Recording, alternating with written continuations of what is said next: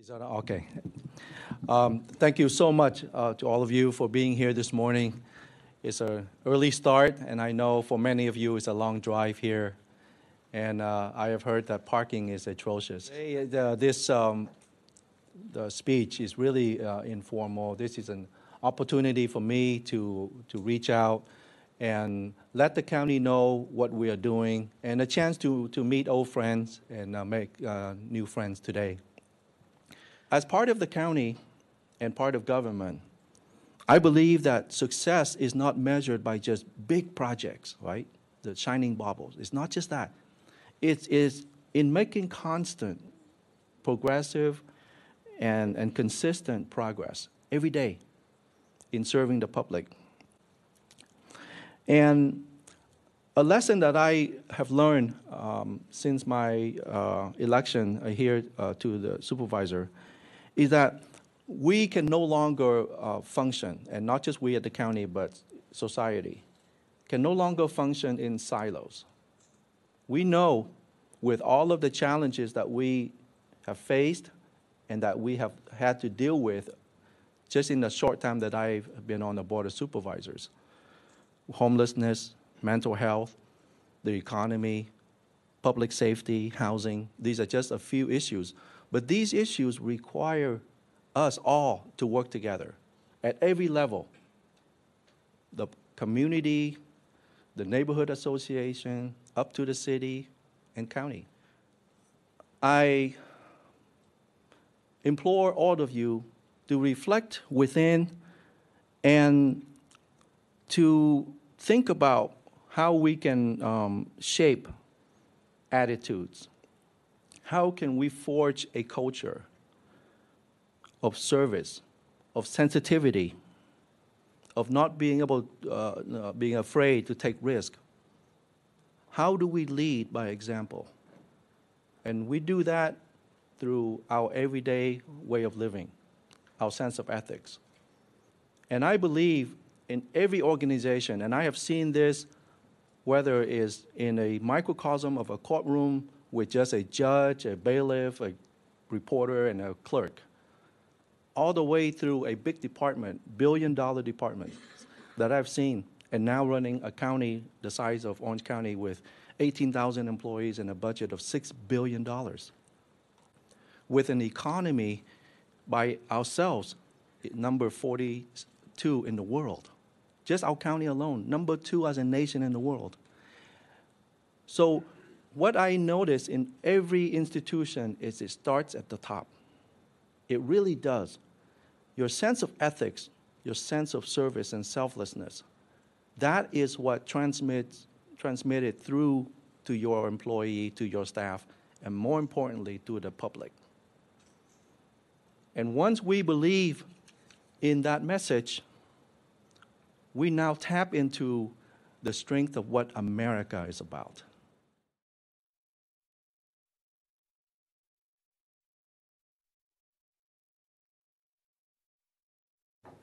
Good morning. Good morning. Welcome to this meeting of the Orange County Board of Supervisors meeting for January 23rd, 2018. We will begin our meeting today with the invocation to be offered by Supervisor Steele and the Pledge of Allegiance by Supervisor Bartlett. Please stand. Let's bow our heads. Dear Father, thank you for bringing us safely together this day and for all of your many blessings. Please give us guidance and grant us all the wisdom and strength that we may do what is right and follow in your path. We also pray for all those in the line of duty, our first responders and military members. Keep them safe as they work in service to others. Please watch over their families. Thank you for our great nation, the freedom and opportunity that it offers to us. Let us never take these blessings for granted. In your name we pray. Amen. Amen. Amen. We will now move to the public comment section of the agenda. At this time, members of the public may address the Board of Supervisors on any items on the agenda. This does not include the public hearings, if there's any. The public may also speak on any issue that is within the subject matter jurisdiction of the board. This is the only opportunity for public input except for scheduled public hearing items. The comments, well, before I state the length of time for each speaker, Madam Clerk, how many speakers do we have? We have received 20 speaker requests. Okay, so that will now be limited to 2 minutes per speaker. Good morning. Hello, my name's Jordan Hoiberg. I'm here today to speak out against the current displacement occurring at the Riverbed Homeless Encampment. There are currently about 800 people living in the Riverbed Encampment, and there are not enough shelters or housing available for these people. The courtyard, according to Supervisor Doe's own acknowledgement, is currently near capacity. The bridges at Kramer is almost entirely full, and in a mystifying move, the Board of Supervisors has decided to displace this encampment before 100 additional beds will be opened.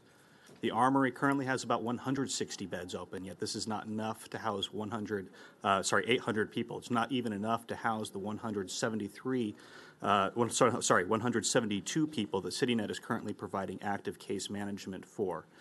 What is more, the Armory is decidedly a warehouse for our poor, in contrast to what Supervisor Doe was talking about at the courtyard. About 300 people sleep there on the ground each night. They're not allowed to bring pets in. They're not allowed to bring property in. And I guess going back to the 172 people that CityNet is currently providing case management for, the county is currently handicapping its own employees by essentially severing the relationships that case managers have built with homeless people in the riverbed. And not only CityNet, but also various other nonprofits that work in encampment environments. And neat encampment environments are ideal places for service providers to work within, because we were able to build strong relationships with their inhabitants. Going on to the housing crisis, an ACLU study back in 2016 indicated that there's only 1/4 to 1/3 of enough permanent supportive housing for our chronically homeless population. It also indicates that the Section 8 housing voucher wait list is 8 to 10 years long. This means that the county will be displacing 800 people into the streets, where they will be criminalized through anti-camping ordinances that are currently in place in all 34 Orange County cities. Please reverse your decision. Thank you. Next speaker, please. Scott, go ahead.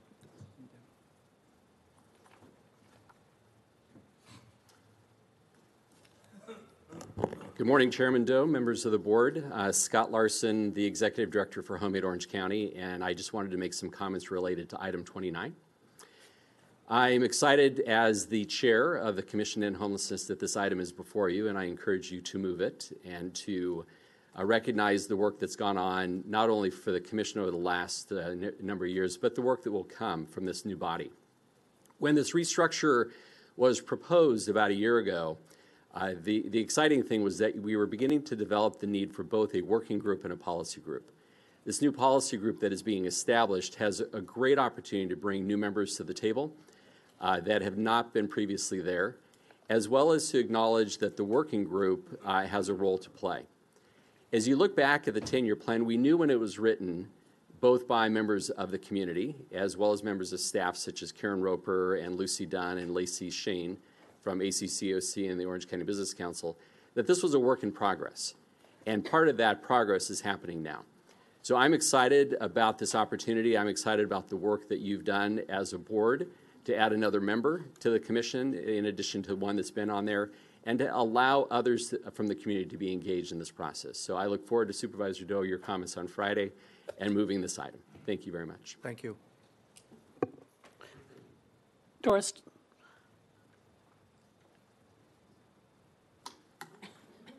Good morning. Good morning. Good morning, board. Every now and then I like to come over and just give you guys an update on what we're doing. We had 4 people move out into permanent housing this week, and today is only Tuesday. We had 6 people come from the riverbed yesterday. 2 of them had animals. Right now we have 26 dogs and 13 cats and a bird. And we're doing pretty good. I just like to thank supervisors for the support I get, but also I'd like to thank the fire department, because they're always there for us. The county, I could not do the work that I'm doing without the support that I receive from the county. So I just, every now and then, I think people need to know and thank you on a personal basis how much we appreciate all that you're doing for us. We're working very, very hard trying to transition people. It's a challenge transitioning people who've been homeless for a very long time. It takes a while for them to get out of the old habits. Old habits die very, very hard. And so what we try to do over there with the case management piece is to inspire and encourage people to want to change their lives. Now, we've had a lot of people that came from the riverbed who didn't stay. They may have stayed one night and then they left. Yesterday, we had 3 people that returned because when they left the shelter and went back to the riverbed, it wasn't the same for them. So now they're willing to make some changes in their own life. That's what we try to do. We try to encourage people. People are not going to change overnight, and people are resistant to change, you know. And so what we try to do is encourage and provide services for our people. And thank you very, very much. Thank you. Dr. Kenneth Batiste, the next 3 speakers are the cameraman, Susanna Boytybe, and Tom Schultz. First thing, giving honor to God. We're in a new year. Being that this is the first meeting, I wanted to go ahead and pass on a couple things. I wanted to bring a proposal. This in Los Angeles, one of the things we have is a Sit La Via. It's a wellness program, CICLAVIA. Since I live in Orange County, I would like to bring that wellness program to Orange County with the support of the supervisors. The next thing is, I think that compared to LA County to Orange County, especially living in California with our weather, a lot of things we're not giving our youth the advantages that we should. What I mean by this is we have very limited par 3 golf courses for our kids to grow up and take an interest in something that could go ahead and make a difference in their lives and the lives of many other people. So I think that that's something as a whole that the Board of Supervisors should do. I think also I'm getting down to the campment.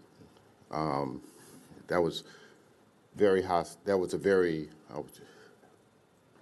anxious, I would say, anxiety day for the people that was out there on the riverbed. Good thing about it is we had a lot of reporters from all over the world. Matter of fact, I talked to one from Korea, Japan, and Vietnam, and the last one that I talked to was from China. He was amazed when I went ahead and said to him, Shay Shay, Bukachi, Sai Chien, and started counting ER, Sun Tzu, Ji Bai Zhou, and he looked at me, he said, how do you know these languages? Because my 8-year-old granddaughter is teaching me. So it's going on from there. Last thing, the Women's March. It was a great success. Okay. I know Thank you. that right there, that it was something towards the establishment and our president. Okay. But Thank you, sir. I'm going to close with this. No, you're out Okay, of time. yes, sir. All right. Okay. Thank you. Next speaker, please. Good morning. Today I'm going to talk about 1,000 homeless people you are removing from the Santa Ana riverbed. I don't know how the county is going to pull this off when there's no place for them to go because shelters are full and there's no affordable housing. Yesterday, January 21st, 2018, many activists, including myself, were down at the Santa Ana riverbed to document the first day of the removal process. And one of the first things that I learned when I arrived is that the trash was not picked up until yesterday to give the media a chance to film all the trash and potentially portray the homeless people as a group of people that create nothing but trash. Then when liaison deputies from the Sheriff's Department arrived to explain what the plan of action for the day was, concerns started to develop about whether or not the public would be allowed to record them during the removal process. Today, I'm pleased to report, as far as I'm aware, no sheriff's deputies interfered yesterday with the people's right to record them, and we were able to walk with them tent to tent and record the deputies doing their jobs. The deputies yesterday that we walked with were professional, and the only thing I have to say that I didn't like is I wish they would have announced themselves a bit more loudly before they started to, open up tents. One time saying Sheriff's Department isn't enough. It needs to be Sheriff's Department. And on a final note, I'd just like to say Mr. Doe, not Mr. Doe, but Mr. Spitzer was the only member of the board to show up to this removal. I was kind of disappointed in that, but he was very happy to see me, very enthusiastic about it, very infatuated with my press pass, matter be a fact. But yeah, he was very happy, I must say. I wish all of you had the enthusiasm that he did. But one thing I would do say, since I had my speech planned for 3 minutes, but I got cut down to 2, thank you for that. Free Nate Zeglin. Thanks, everybody. Bye. Next speaker, please. Hello, Mr. Board members, female. My name is Susan Abu Tayyib. I live at the courtyard, okay? I came here in July. I can tell you that I commend Miss Doris and all her staff for what they do. Miss Doris cannot change your life as an individual. You must learn to change your own. I'm homeless. I get SSI. I save my money. I don't go out and blow it. You use it on necessity and your needs, but not just to go out and party and have fun and then blame it on other people that you're stuck in that realm. If you can't do it, start opening the doors for yourself. There are other places people can go, other states that people can go into that have housing. I came from New York because I was assaulted there. But I came here, but I always know if it doesn't work out here, I know how to do the system where I came from if I'm due to come back. Miss Doris is understaffed. Many people there do not want to follow her rules or abide by them, and I have seen residents that have thrown hot coffee into her people's faces, and I really think people need to take a look at that. It's not always Miss Doris. I'm a resident myself, but there's a lot of residents that don't understand that word, respect, self-esteem, and to help yourself. Thank you. Thank you. Hi, my name is Jamie Ludovice, and today I was actually supposed to be picking up my new baby lovebird, named Little Star. But I decided that I wanted to come here and talk to you guys instead, and so I'm going to get Little Star tomorrow. And I want to ask you guys, what are you doing? You're displacing like 1,000 people into the streets of Orange County from the riverbed, and there's nowhere for them to go. And you can lie about the fact that they want services or they don't want services, but CityNet's numbers said over 80% of them do want help, and you're not doing anything about it. You're just hoping they're going to disappear when they get into the streets. So no matter how many times you say your lies over and over, they're not going to become true, and I am looking at you specifically. So that's about it. Thank you. Next speaker, please. After Matthew Skaggs, the next 3 speakers are Tony Kargaloff, Elizabeth Andrade, and Mike Robbins. Hello, my name is Matthew Skaggs. I'm a community development resource advocate. My purpose is to promote and encourage programs for housing, education, and health care for the residents of Orange County. The Bible says in Proverbs 31, speak up for those who cannot speak for themselves and defend the rights of the poor and needy.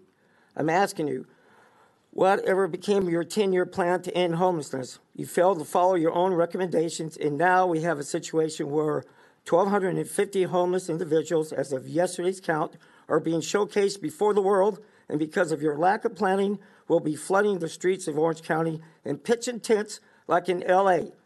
Homelessness is about to overrun our cities. Your inability to organize, plan, and show any kind of leadership for the families and all the residents you swore to protect. And the very worst part, you decided that 3.2 million residents didn't deserve to live in a safe and healthy community. Homelessness affects everyone. Low-income housing is better than no housing at all. In fact, it increases the community's value. It makes people want to live in our community. We're asking you as advocates to set up a temporary campsite that can hold up to 1,000 people as soon as possible. By bridges of Kramer Place is my recommendations, because unless you do, expect chaos to overtake our streets.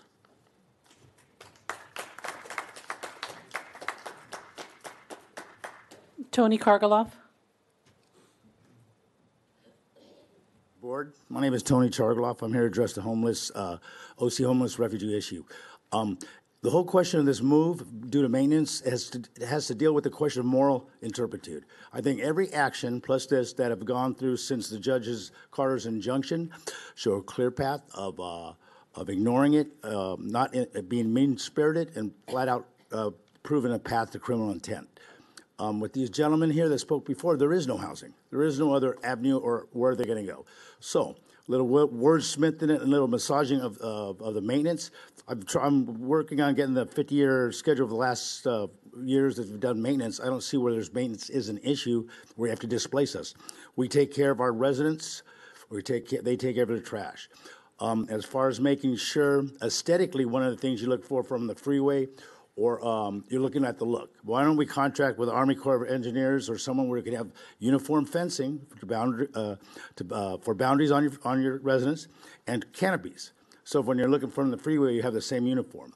The U.S. spent on, I think last year, $1.56 billion on 110 refugees worldwide. It'd be cheaper to classify us as Orange County homeless refugees and supply a uniform boundary and a uniform canopy or tent. So we're then aesthetically, this is your first impression or precog that you look and you're seeing all this patchwork like a quilt. So if we were to have that uniform and that, but there is no housing. You've heard this gentleman over here and this guy. There isn't. So what is the solution? The solution is seems like a smokescreen, the moral turpitude, or straight to criminal intent. That's the path as far as legally. And we have a lot of the officers or agencies are they're keepers of the oath. There's a lot of them that are oath breakers that come out there and they're mean-spirited and they'll do anything and everything to get the homeless out of there. Thank you very much. Have a good day.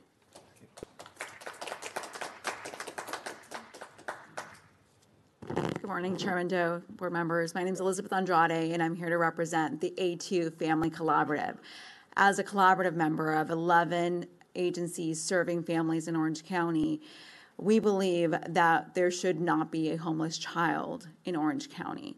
And with that goal in mind, we have set out to create an infrastructure to end family homelessness in Orange County. And we have great momentum. We have supported a coordination of shelter beds for families. We are establishing a coordinated entry system for families that designates clear access points along with resources such as prevention and diversion to help move families out of homelessness and into housing that meets their needs. With that, in October, we presented to the Commission to End Homeless as it currently stands and received an endorsement to move forward as the designated body and entity to support this goal of ending family homelessness in Orange County. And as that Commission to End Homelessness transforms its role and is reshaped, we look forward to continuing with that work and that education of what this A2 collaborative is doing in its progress to end family homelessness. We look forward to establishing a plan to take housing to scale for this county to meet the needs of homeless families and low-income families as well. How much affordable housing do we need? How much permanent supportive housing do we need to actually make an impact and resolve these homeless situations? And so I look to you for your continued support, and I look forward to coming back and sharing with you further progress. Thank you. After Mike Robbins, the next three speakers are Alex Cha, Ilya Seglin, and Robert Seglin. The forced movement of the homeless people is a trail of tears. Many people have died on the streets so far, and I don't think that this should continue. The war on the homeless has to stop. There was one supervisor there the other day, and I believe that we've presented to you a lot of facts over the last year, and the continuation of the drug problem is continuing. Obviously, people still haven't heard what we've said. For hospitalizations, the worst hit cities were along the coast and headed inland, reaching from San Clemente to Rancho Santa Margarita. The heavy hospitalization percentages also were found in Fountain Valley, North Tustin and Los Alamitos, cities with relatively high overdose deaths, tended to include coastal cities, followed by South County locals. The report said more specifically Laguna Woods has the highest overdose. This is not something that's specific to one group. You can call it a target, and you can put a target on them, and you can ignore the facts. But the problem is nationwide, and it's not just there, and you can't use that to target a specific group of people. When you target a specific group of people, whether it's for religious or ethnic or class, that's called genocide, and I brought that up before. And I do want to remind you also, I've also mentioned God before. Please remember those things. So anyway, you guys, listen. We can't fight. I fought with the supervisor also. I said some things to him. But we can't fight and get anything done. The war has to stop, and we have to move forward with real solutions. Hopefully we can in the new year. And then we can all point to this as our accomplishments. Thank you very much.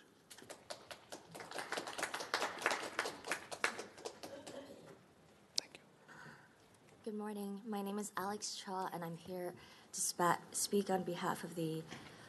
You can pull the microphone down. Yeah. To speak on the homeless encampment removal. Thank you for having, I guess, the concern to even hear us out. And I'm not homeless anymore because I was lucky enough to get out of it. And it's true, most people who are in this situation don't want to be in it, and we want help. And if I never fell into it, I would not even look at it. I was raised Christian to care about my neighbors and to help them. And we opened this meeting with a prayer asking God to help us do the right thing. If we don't want to look at it, we need to take it to the next level and look at the human resource processing as these homeless people are going to die. How are we going to take care of the bodies? How are we going to maintain the public health safety for all of us? Homelessness is something that affects us all. And if we don't want to take care of them while they're living, we need to at least help take care of them and process their bodies as they go through their illness and sadness and loneliness and suffer alone. If they're going to suffer alone, that's just going to happen. What I'm asking is, please let us have a plan. So as all the human resources, even the human resources that don't have value for capitalism, these are still human resources, human beings who need love and support and food and clean water. These are all basic things. I don't have any answers. However, there are enough of us who are willing to look at this because it's a growing nationwide problem.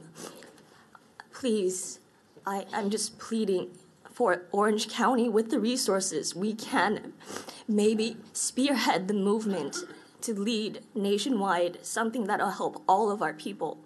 Thank you. Thank you.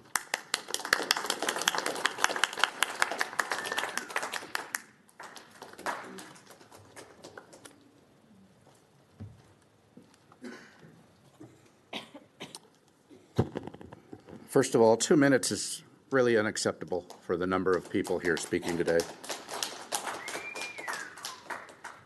Hundreds of homeless face eviction or arrest in Orange County. Clears encampments. LA Times today. Homeless encampment near Angel Stadium is coming down.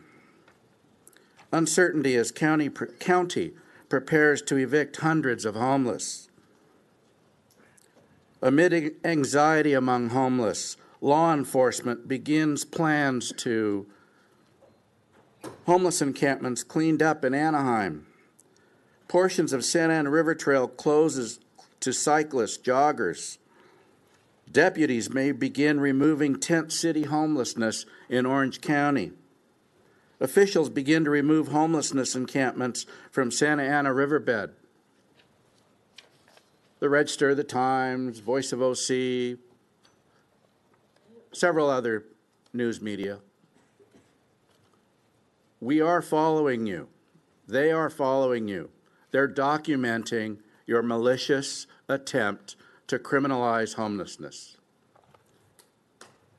We're documenting the fact that you are maliciously intending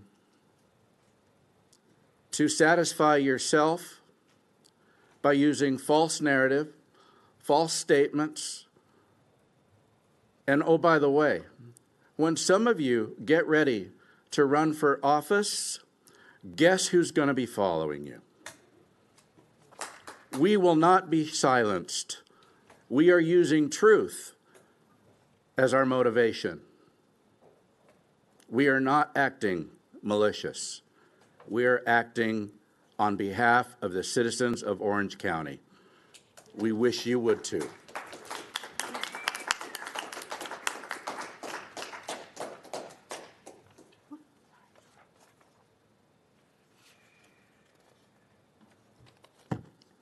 Hi, good morning. My name is Sheena Inocente, and I'm a social worker. I strongly oppose the eviction of the Riverbed encampment.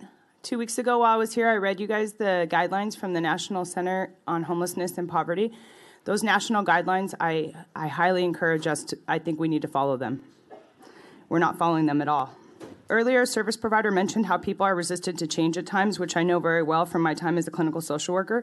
However, I think we as service providers need to be careful about making sweeping assumptions about people who are experiencing homelessness.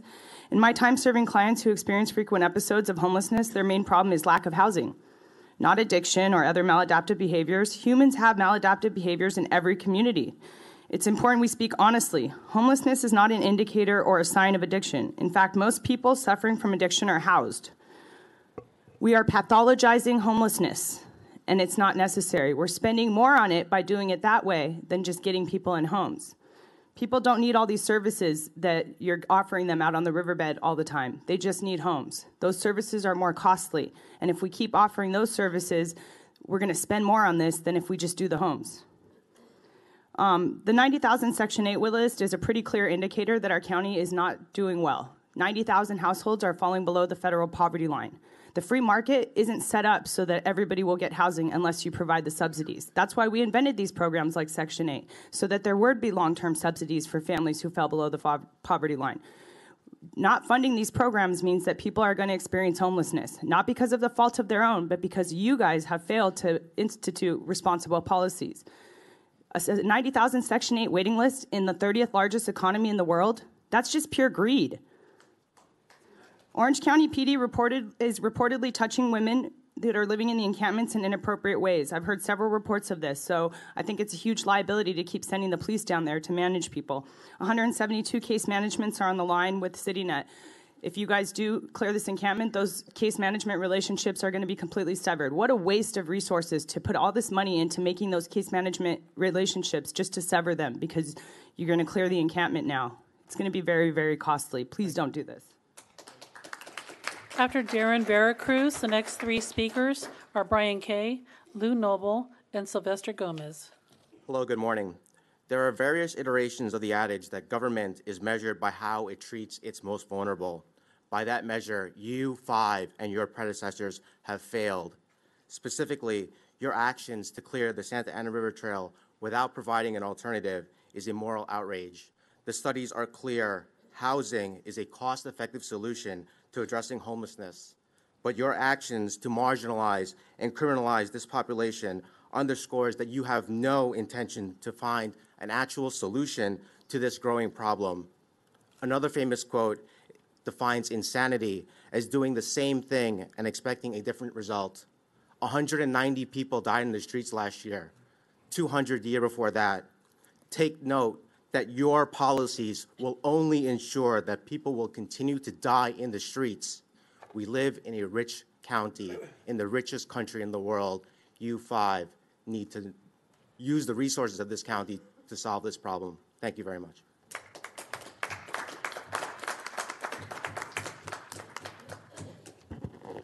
Happy day. Todd Spitzer, it was great seeing you yesterday.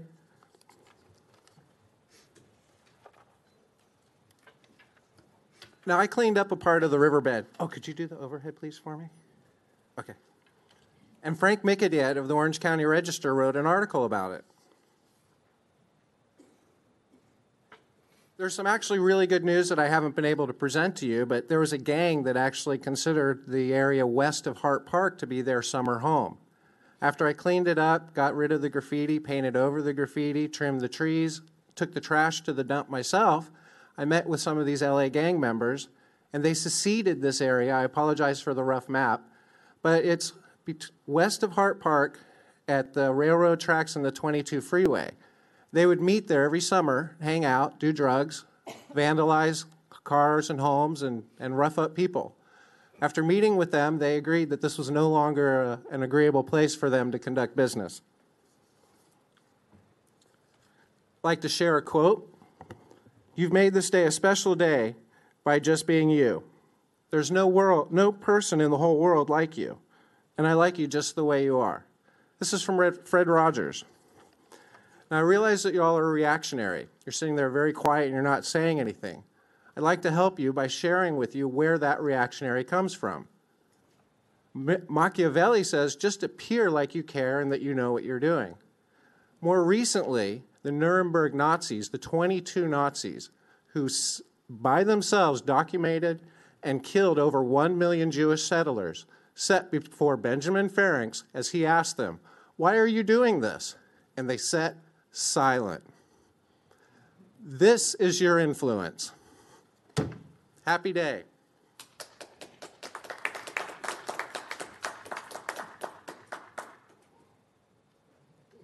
Lou Noble.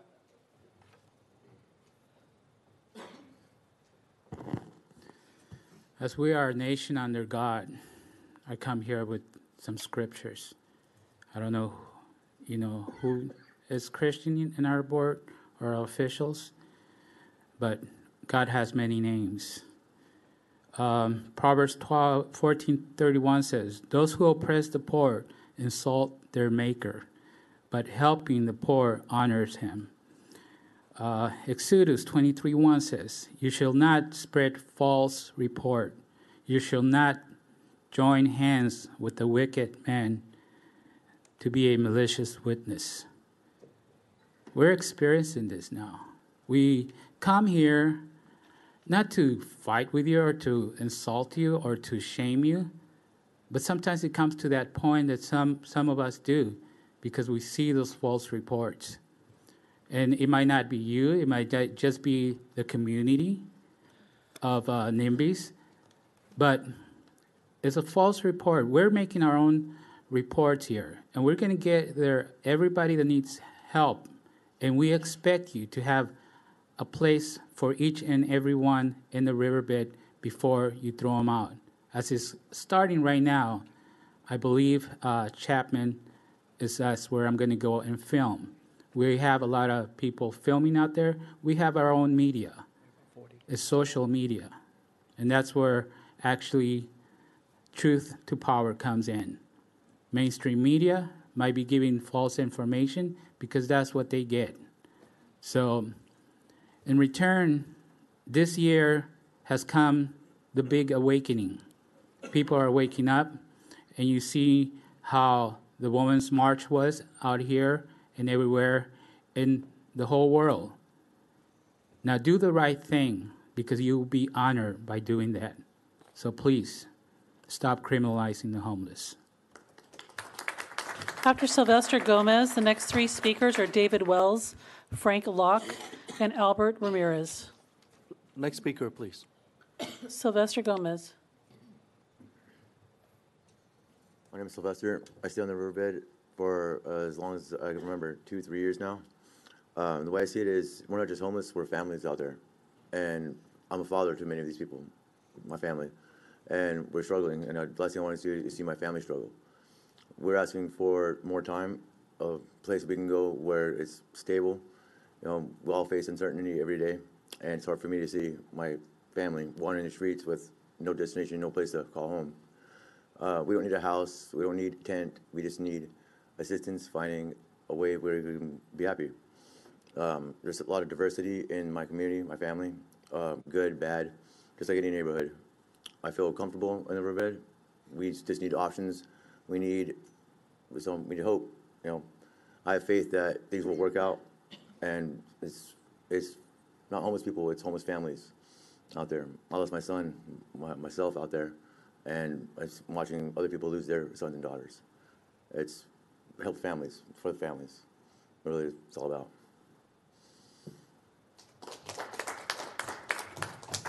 David Wells. Can you please line up behind the speaker so we can expedite this? Who's the next speaker? The next three speakers after David Wells are Frank Locke, Albert Ramirez, and Heidi Zimmerman. Hello, everyone. I came from South Carolina, see my mother. I've never seen her before.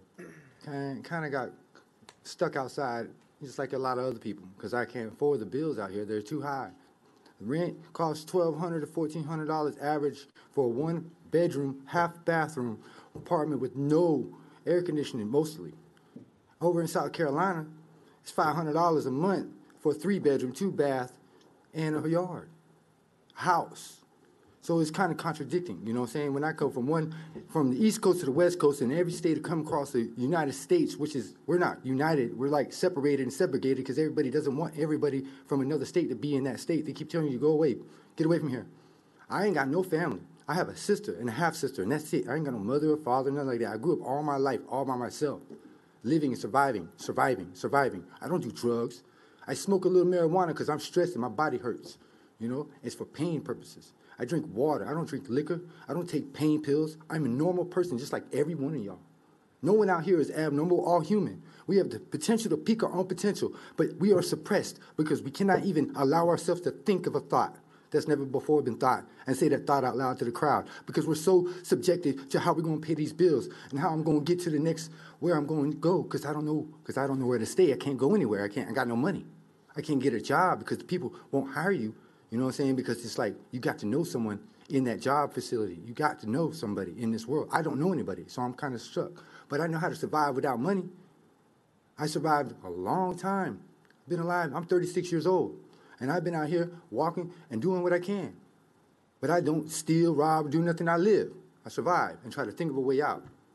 But at the same time, we have to go in this progress of political reasoning while y'all sit down and do nothing. I'm out there 24/7. With nothing, not a dollar amount, but I'm still helping. Anybody who asks me for help, I help them. Would I get in return? Nothing. I don't care if I do. It's the human nature in all of us that we all should have. We all should have this passion of helping each other.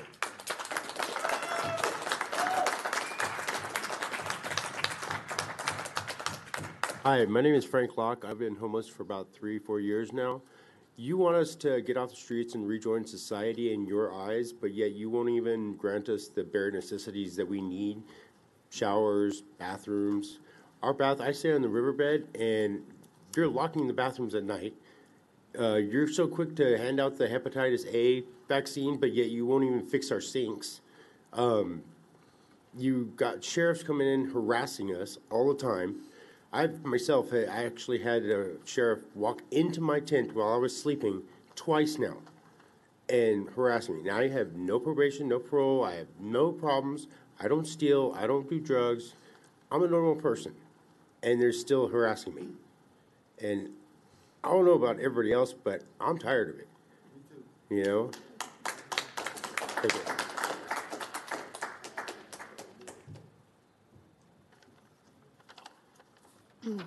Have this on, please. Heidi Zimmerman, Almost Angel Foundation, begging you for help for how many years? Supporting some of you here while I sit next to you in church, supporting you for office. Sean Nelson. God blessed us 2 days ago. Do you want to know who showed up at Camp Hope? The UN. United Nations. Do you want to know what their reaction was when they saw how Orange County is treating women, children, vets, disabled? They were in a state of shock. You are violating basic minimum international standards. I have been told by the UN that you are treating people here worse than in the Syrian refugee camps. There are requirements for human beings all over the planet. We are going to go to the UN to get help, to get water for the people in Orange County. I have a dream that each person's going to have water. I have a dream that each person is going to have a place to go to the bathroom. Minimum requirements from the United Nations is 1 toilet per 20 people. You have 1,000 people in the riverbed and no toilets. You have 4 toilets in one area on the north end, and they shut down at night. 1,000 people with no toilets. Do you know how you look in the face of the world? Shame on you that we spend all this money on refugees around the planet, and you won't even provide basic water for Americans in the United States. There's no water here. There's no toilets here. There's no homes here. Each one of you should resign and stop using fake news, Todd Spitzer. You're lying to the media. Stop it. And we're tired of moving these people around. You're abusing the good churches and volunteers who have moved these people 5 times already. In the middle of the night, they're moving people so we can hide your shameful actions. The people who are disabled, we're moving them in the middle of the night, and you won't even pay the people who move your shameful actions. Thank you. Stop using fake news. And your time is up. Each one of you, 5 of you. All right. Your time is up. You will be removed.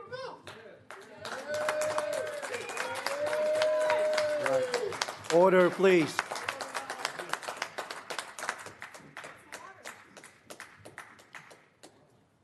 Gentlemen, citizens, my name is Albert Ramirez.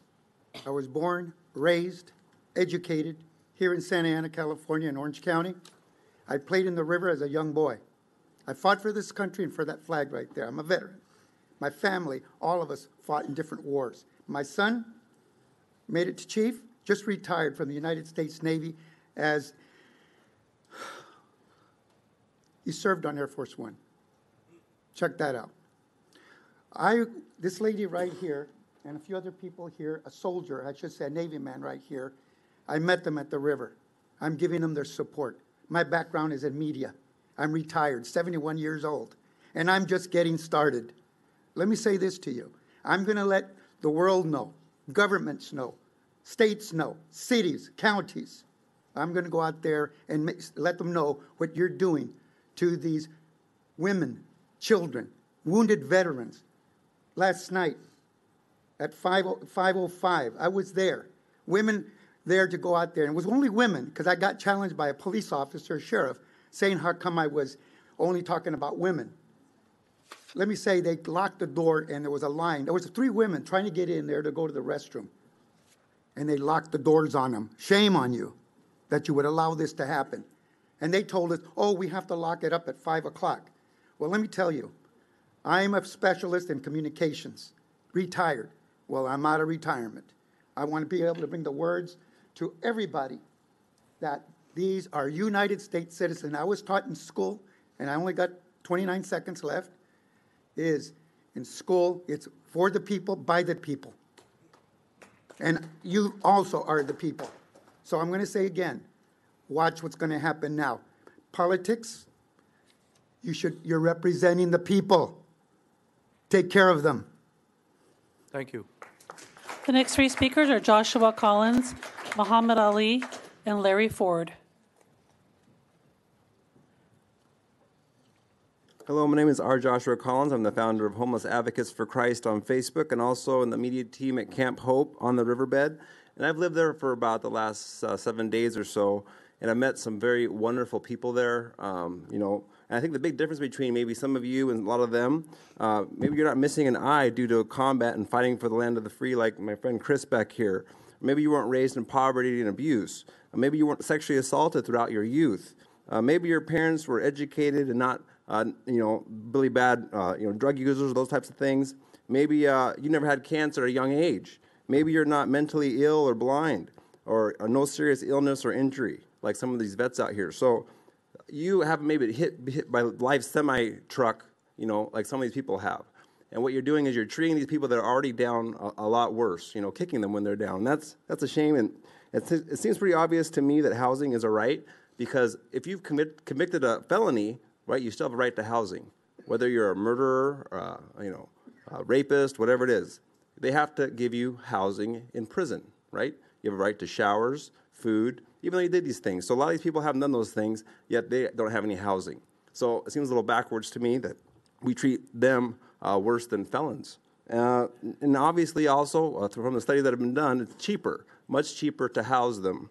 According to the UCI study, as well as many other studies, Orange County would save $42 million a year on health care, law enforcement, and other expenses by placing people who chronically live on the streets into housing, according to a first ever countywide study of the cost of homelessness. That's from UCI. So the right choice is obvious, and I do encourage people to vote these people out of here if they don't do the right thing. Thanks for your time.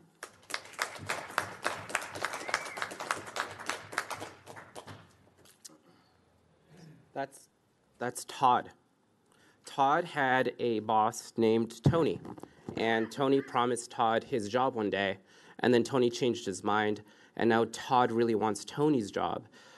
Tony is bad at his job, but Todd shouldn't have Tony's job either. Todd is crazy. One time, Todd was eating at Oahu's, and a preacher persistently talked to Todd about God. Then Todd went to his car and got his gun and his handcuffs. He handcuffed the preacher, and he called the police. The police probably should have arrested Todd, but they didn't. Todd then wrote a story and sent it to one of his employees, who told him not to publish that story. That story that Todd wrote said that Todd believed he would have been legally and morally justified to kill that preacher dead. He wanted to hide that story. A newspaper said he couldn't hide it, and then they sued. The county defended and lost that lawsuit, so taxpayers had to pay hundreds of thousands of dollars for Todd's mistakes. Todd terrorized his employee, Christine.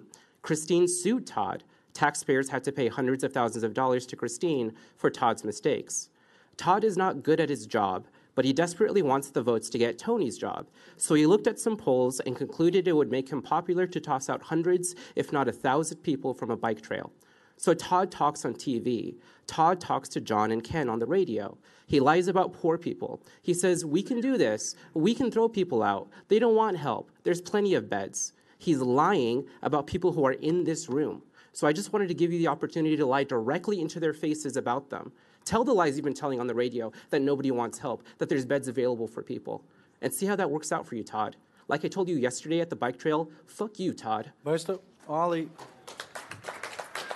can we pause for a moment? Mr. Ali, I want to warn you, we will not tolerate that kind of language in this hearing. You're not going to speak up there, okay? I didn't invite you to come back to speak. I'm giving you an admonishment. Okay. So, next speaker, please. After Larry Ford, the last three speakers are Chris Allen, David Gill-Anders, and Kimberly Adams. Bartlett, Nelson, Doe, Steele, Spitzer. My name is Larry Ford. I'm a direct descendant of the Mayflower Compact. I come here with a Constitution on my back. First and foremost, I would like to speak up for those who cannot speak for themselves, ensure justice for those being crushed, and speak up for the poor and helpless, and see that they get justice. Article 1 of the U.S. Constitution, California Constitution, says we have the right to assemble and to petition. The people shall have the right to freely assemble together to consult for the common good, to instruct their representatives, and to petition for the legislature for redress of grievances. I'm here with grievances, okay? There are problems here. Someone mentioned a death toll, okay? This is last year's newspaper. Why I have it, I don't know. It's a little morbid, but at the same time, we've lost another 20 people. I know 2 of them that have died so far this year, and this is just the first month. Okay, another part of our Constitution says people shall have access to navigable waters. No individual, partnership, or corporation claiming or possessing the frontages of tidal lands or harbor, bay, inlet, estuary, or other navigable waters in the state shall be permitted to exclude the right-of-way to such water whenever it is required for public purpose. Hey, I'm public. I have the right to be somewhere, and I'm being denied that. I'm a U.S. veteran.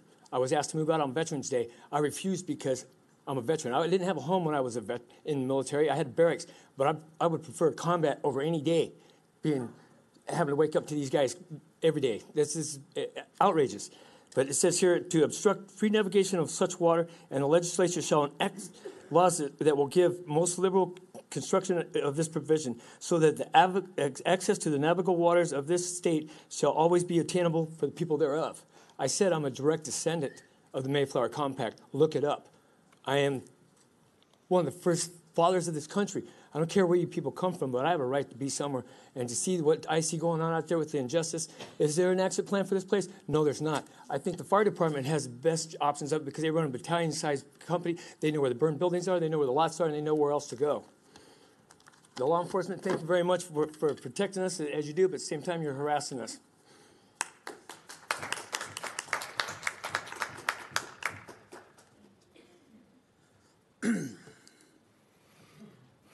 was injured defending our country in Iraq in 1991. And I was injured in 1991 defending our country in Iraq. And because of circumstances outside of my line of control, I also ended up down in that river. I was there for a few weeks, and because of hand up and determination, I now have a car, a house, and I live in a house. But my point is, it's not about me. It's about what's going on down here. That they too need a hand up, and you people have the power to easily, make something happen to change lives that are worth it too. And I don't understand why there's even an issue. Why the issue should be how much can we help, not if we are, or probably not, or smoke screen and mirrors and doublespeak. And it doesn't make much sense. One of the first lines of defense is making sure that we're whole. And if you can't give us that, then why are you even here? What's your job? Your job is you've accepted a responsibility to make sure that we're all given an equal opportunity to get that, and we need a hand up from you. We don't come in with friction or some kind of a negative connotation where we're trying to reach some kind of compromise because we were on two different sides of the fence. We should be all on the same side and figure out a way to make this happen. And anyway, I'd appreciate it if you do that for us, all right?